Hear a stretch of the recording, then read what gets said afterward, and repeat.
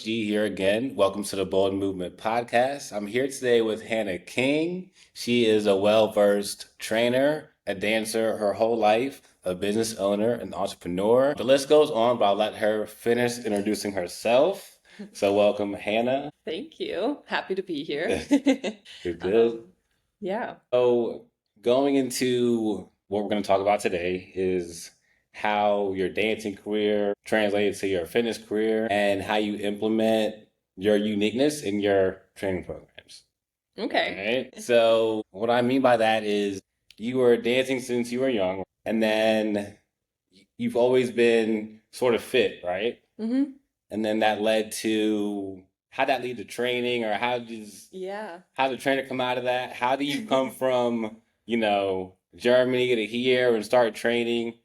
What's the in-between pieces? The in-between pieces. It all started with an au pair year. So I came to the US and I was staying with a host family and I was watching their kids and indulging in like the American culture and like growing up, like dance and very like a competitive, like, training routine and everything is all I knew. So I went pretty much like cold turkey and did nothing when I moved here. And I had gained a lot of weight and started to feel really uncomfortable in my own skin. And that's when I tried some different diets. So in Potomac too, like everyone was like, oh, try this, try that. And nothing really stuck. Like I kind of went up and down. So that's when I started to teach myself a little bit more about what it actually means to live healthy, like habits that go with it and habit building into a healthy lifestyle. Yeah, because the American lifestyle is not healthy, right? No, Like when you got here, did you think the American lifestyle was healthy? Were you like impressed by it? No, I feel like it's like a surface level. Like people want to say that they're healthy, but they're not willing to put in the work.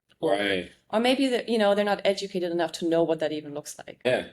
People want that magic pill, I feel like. Do you find that? Yes, absolutely. Because obviously it's hard work to be healthy, but it's gonna catch up with you eventually. You have to actually lay the foundation. So with Squad Style, I opened a Facebook group called Squad Style Lifestyle back then, and I just wanted to teach people what that means, like what I'm doing, share my story. They were asking me like, "Oh, how did you lose so much weight?" and couldn't believe that it was just through simple practices. Right? Well, what did you find, I guess, specifically that worked? Because you tried different diets. You notice that you're unhealthy, you're not feeling the same, right? Right. So it's like, what did you find that worked? Was it bits and pieces of like different diets and lifestyles? Or was it some things from back home and here that you implement? Like what? Well, it all really, and looking at all these diets, it comes back, no matter how they sell it and market it, to a calorie deficit. So as simple as that. And I started also including a lot more zone 2 cardio in my day. Like I would wake up and just start the day with an hour, like walk, incline walk. Like a steady state? Yeah. Okay. Just respond to all my squat style texts and everything while walking before getting up for work. And that with the calorie deficit really kind of set it off. And then I just kind of started to feel better about myself. I felt like I was a nicer person too, like taking care of and taking charge of my own wellness. And that's when I started diving into podcasts and listening and just really like diving into wellness and all sorts of things. Okay, so you're diving into podcasts, you're diving into the fitness industry. People are asking how you lost weight, right? So what's the vision at this point? Where does squad style come from? Like what does that name mean to you? Is it like sentimental? Like what do you think when you think squad style? What do you want people to think when they hear that name? Community, connection, and wellness. Squad style to me means like squad, like your friend group, right? And I feel like the social and the connection part is very, very important, especially post-pandemic as we're trying to find more community. Yeah. And like not just community, but community that support your new or you're testing out the healthy habits, right? Like find environments that actually support that. And so squad style to me also means that we're all kind of on our individual journeys, but all as a collective, as a culture. Okay. That makes sense. I like it. I like it. I definitely like it here, of course. Everybody gets more conscious about their health. But at the same time, not everybody, a lot of people's mental health took a dive, right? So now mental health took a dive during that time. We see pro athletes, like people that we look up to, take breaks from their profession, mental health breaks. So what I do, especially with my men, is talk about their mental health, even if it's casual, because it's apparent. I can't ignore it if I see it on their face. I see them, multiple times a week. Yeah. So a part of, I feel like my job as a trainer is to check your stress level. Like I have to check that temperature too, because Hmm. that could also be hindering you. So like, do you implement any mental health with your training? Your clients come to you with mental health issues, other Yeah. women, stuff like that. How do you attack that, or do you go there? Yeah, no, for Okay. sure. And I feel like a lot of my clients start training because of like it helps their mental health as well, right? It helps ground you in the day, and strength training we know is really good for mental health benefits. And then on top of that, it's like I feel like it's so important as a trainer and like to keep that personal connection and personal training Yeah. to like include the body as a whole. Because if they're coming in and they're already super stressed out, maybe had a rough day, and then you're just like, oh, let's rep out some PRs, like that's not gonna Yeah. work together. Yeah. So always checking in with the clients and kind of adapting the workout to, yeah, so they leave feeling actually better, right? Not more stressed. Yeah, definitely.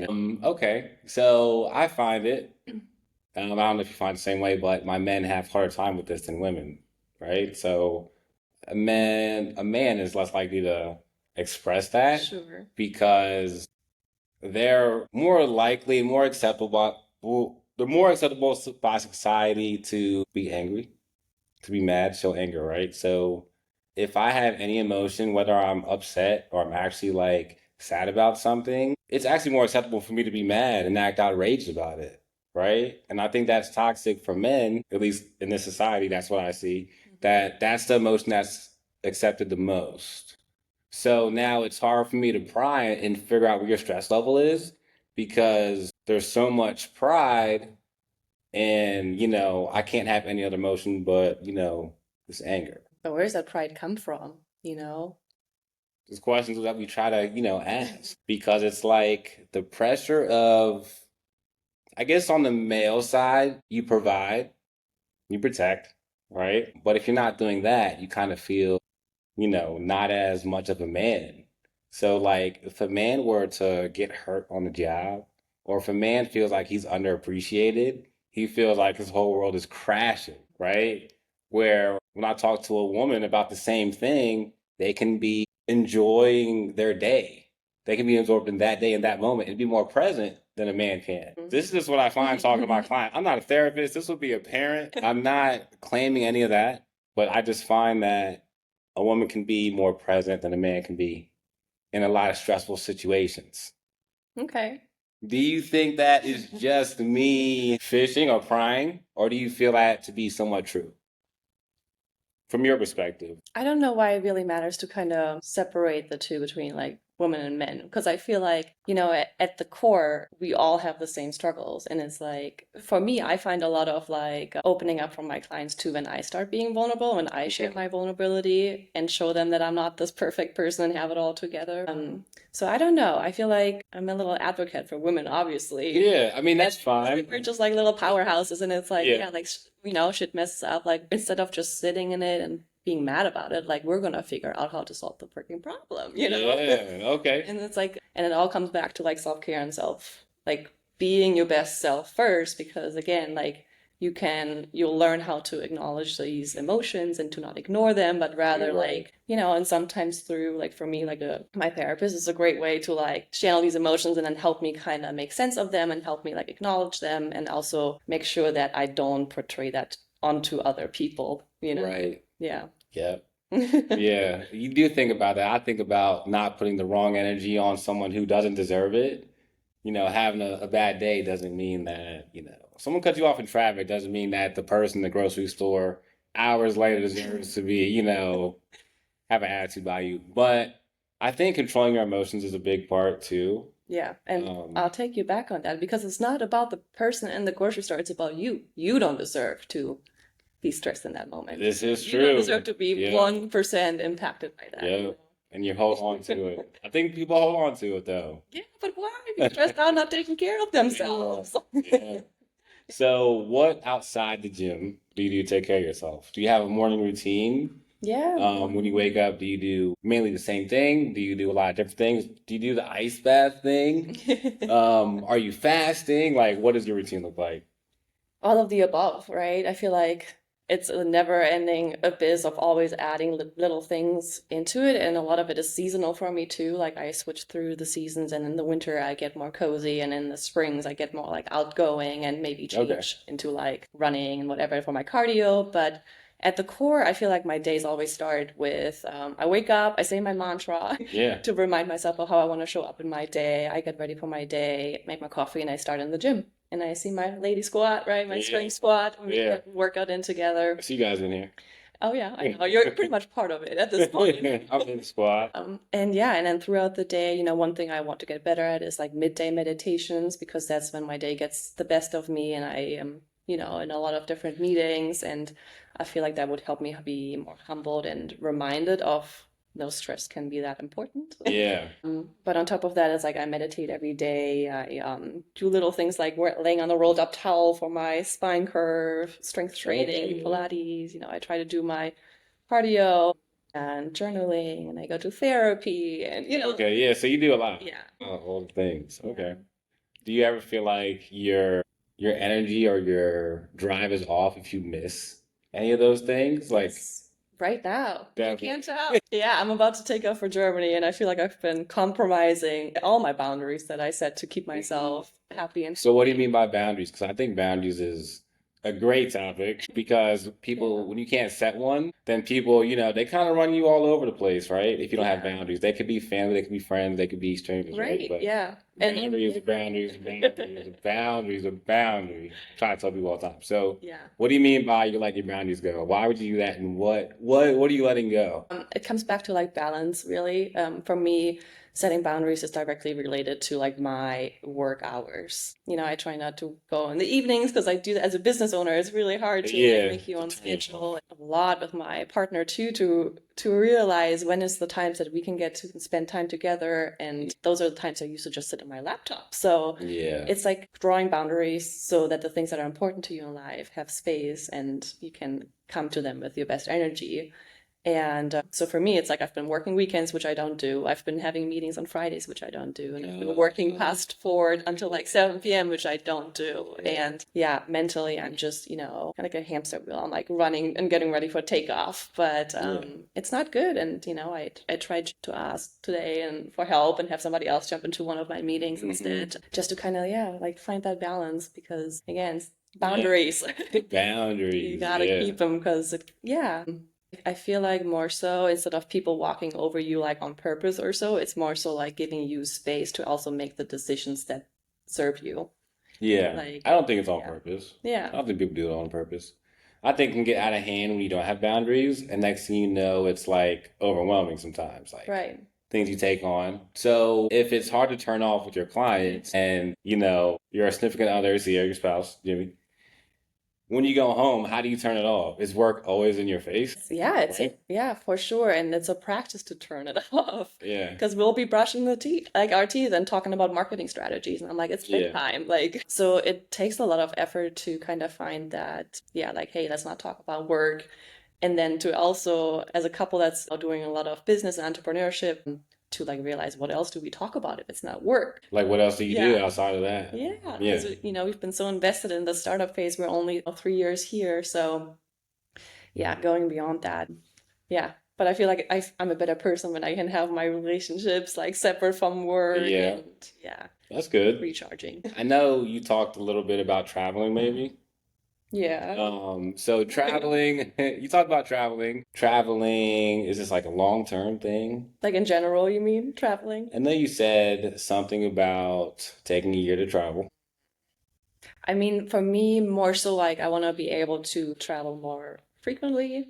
Like have more like free time to travel like whenever you want. The flexibility to get up and go, and especially like this business, I'm setting it up so it can allow me to do that. Yeah. Like, yeah, this Friday. Yeah. And when I say travel, it's truly like just going home, like being with my family at home, with my friends at home, mom and dad. Like, yeah, I want more time of that. But And then so what role do they play? Being that is all your family there and then you're here? Okay, so your family's in Germany, you're here. What role do they still play? How is it still how are you guys still connected?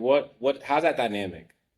It's interesting Yeah. because, I don't know if I ever shared this with you, but I was physically and emotionally abused my entire childhood. And so actually, when I came here, I ran away from home. I just packed up my stuff eventually and came here. Yeah. And this is And at home. dad's at home, yeah. Okay. So I've, over the last years, reestablished that relationship with my mom and obviously been through therapy and going, yeah, to like rework that. But so we've rebuilt our relationship and I feel like it's better than ever in a way. Hmm. But it's also like who I am at the core. Like I miss just like behaving German, like speaking German. And like Jimmy will always say, like I laugh differently in this environment. Like it's just the language and Yeah. everything. I just miss that homey Yeah. feeling of Feels being more myself. natural when you're back over there. Like, Yeah, me, like that's yeah.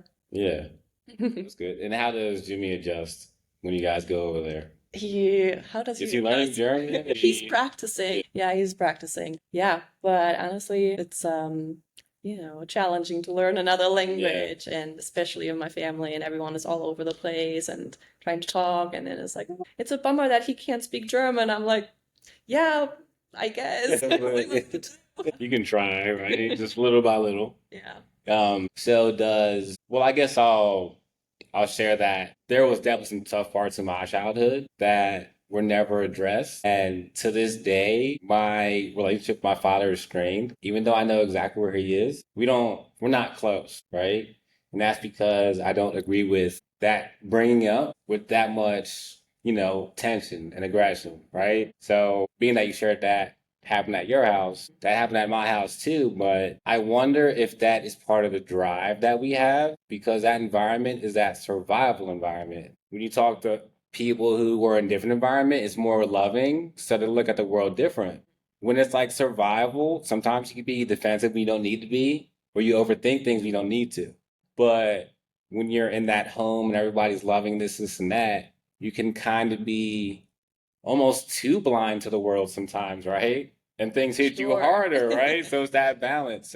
I mean, it's a blessing and a curse. I mean, I'm sad it has to be that way, but do you find good things to bring out of your childhood, even though it was rough?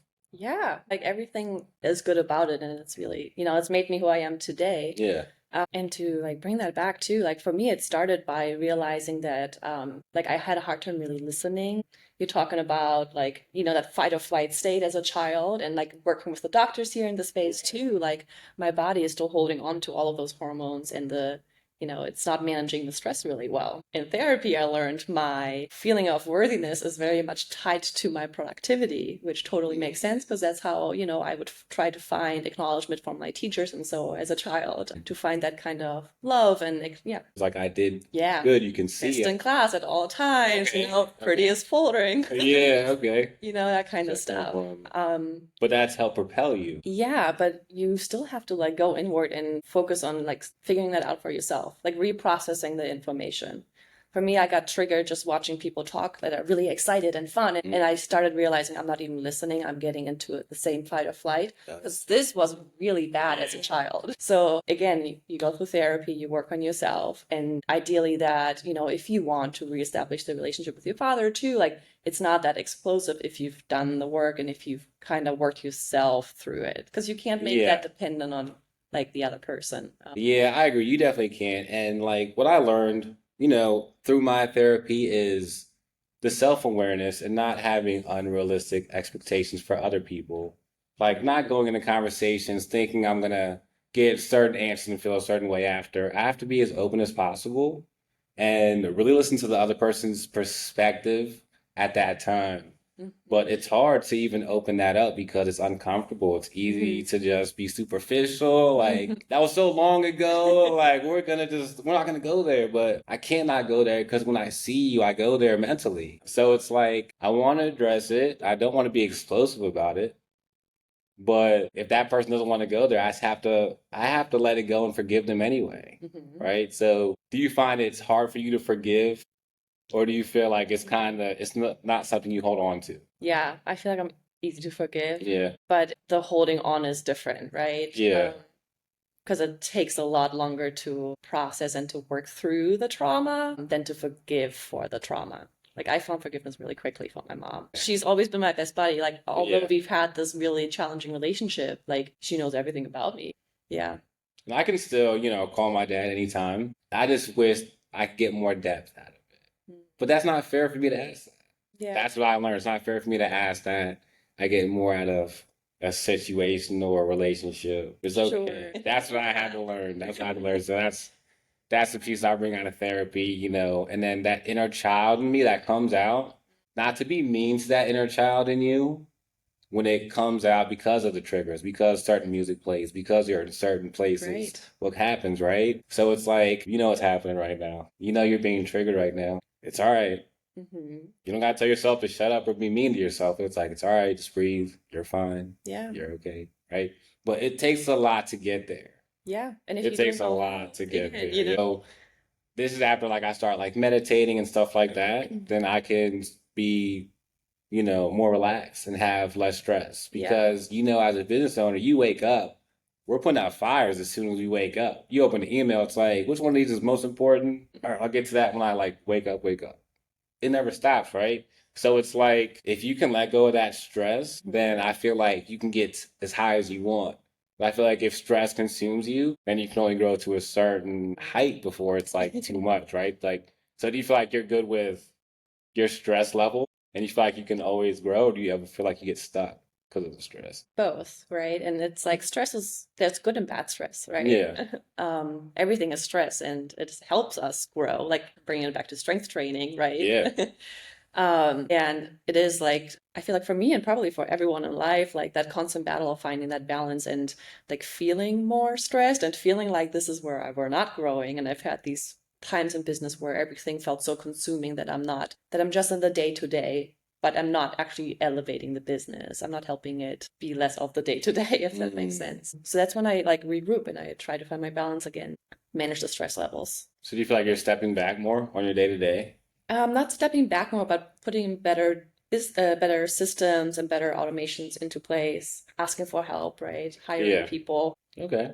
And then, so being that, by the way, we are personal trainers. I know you're surprised by the knowledge we're spitting. So, as a personal trainer, a business owner, Mhm. do you find as being a woman, does that open doors or close doors for you? Do you feel like it doesn't really matter? Mhm. What's your experience?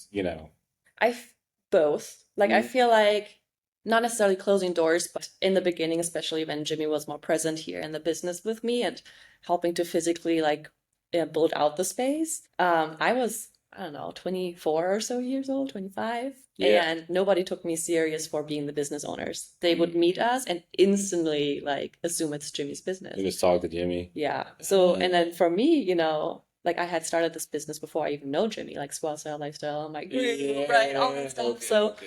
I was like, well, okay, like he does a lot, like, but Yeah. I'm like, that's kind of unfair because like I want to Right. give my credit too. And I feel like so that was always kind of challenging in the beginning to realize for other people, like this 24-year-old German blonde girl can also be a business owner.